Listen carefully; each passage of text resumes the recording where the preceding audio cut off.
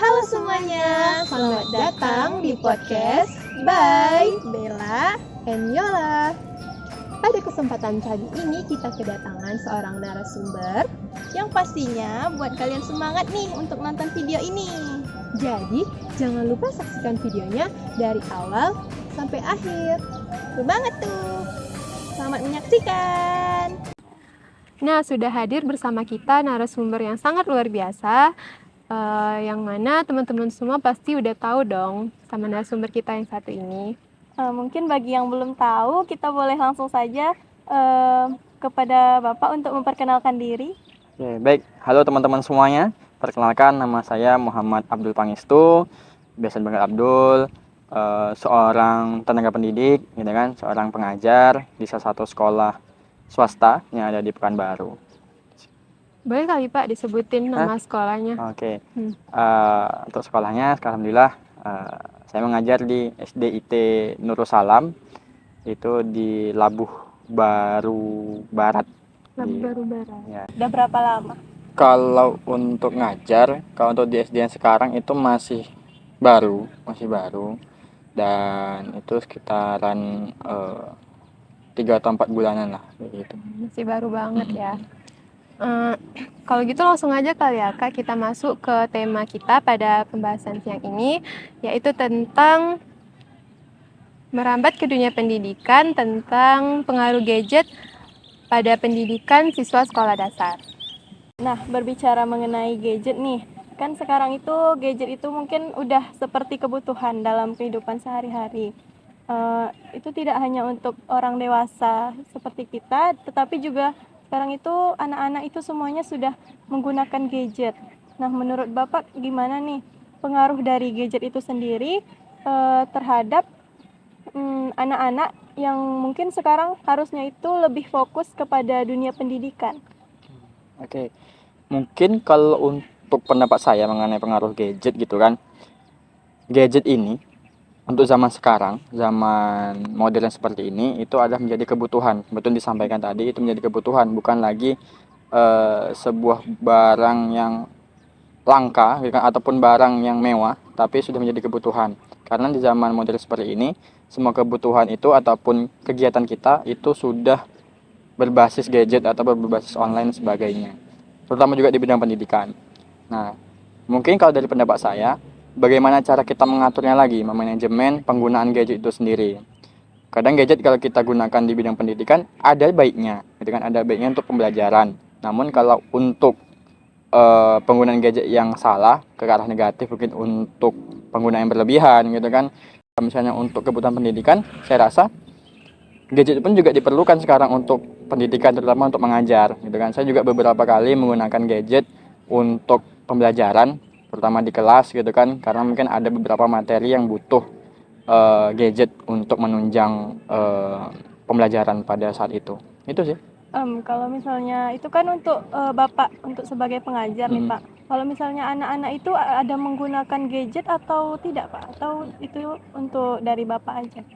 Kalau untuk anak-anak sekarang, kita pun tidak bisa membatasi, gitu kan, tidak bisa membatasi penggunaan gadget untuk anak-anak, gitu kan. Itu tergantung dari orang tua, itu lebih ke itu tadi, memanajemen, gitu kan, jadwal penggunaan gadgetnya seperti apa, gitu kan. Nanti kalau kita larang mereka, kalau menurut saya itu hal yang tidak wajar lah dengan kita larang, karena sejatinya gadget itu sudah ada di mana-mana, gitu kan. Semua orang pasti punya, gitu kan. Semua orang pasti punya gadget. Tapi kita mengawasi, gitu kan, mengawasi penggunaan gadget untuk anak-anak supaya itu penggunaannya itu lebih terarah. Tapi kan di zaman sekarang ini karena terlalu seringnya anak bermain gadget tuh, jadi orang tua tuh mikirnya pengaruh buruk aja gitu Pak terhadap anak, seperti yang dia jadi kecanduan gadget, jadi malas belajar. Di gadget tuh dia cuman main game, bukan malahnya kayak buka pelajaran, situs-situs tentang materi gitu.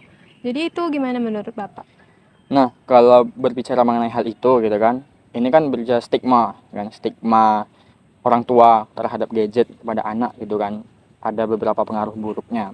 Tapi kita harus juga memandang dari sudut pandang yang lain kegunaan dari gadget ini, gitu kan. Nah, tugas kita gitu kan sebagai guru gitu kan, sebagai tenaga pendidik ataupun kalian nanti sebagai calon guru, bagaimana caranya memanfaatkan gadget tersebut. Ketika anak itu menggunakan gadget, arahnya itu bisa ke lebih bermanfaat.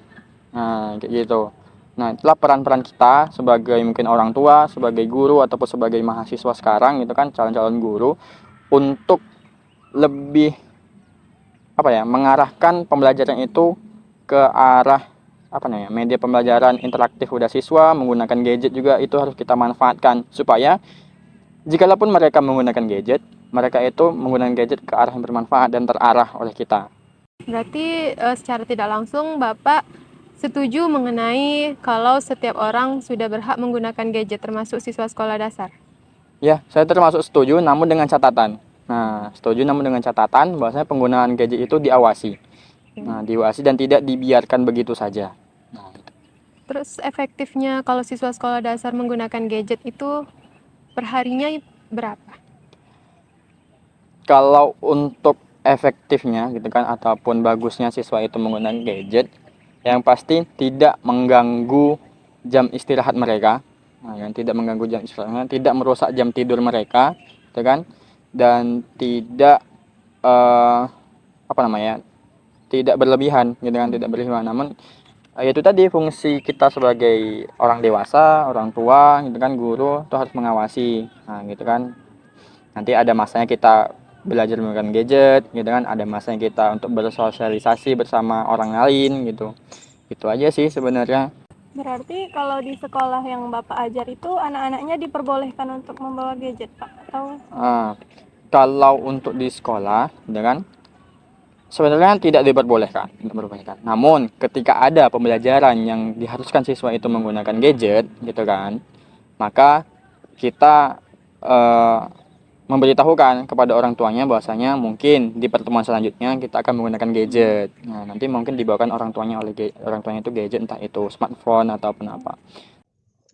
Nah, berbicara masalah gen, untuk generasi selanjutnya itu kan ada yang namanya gen alpha kan, Pak.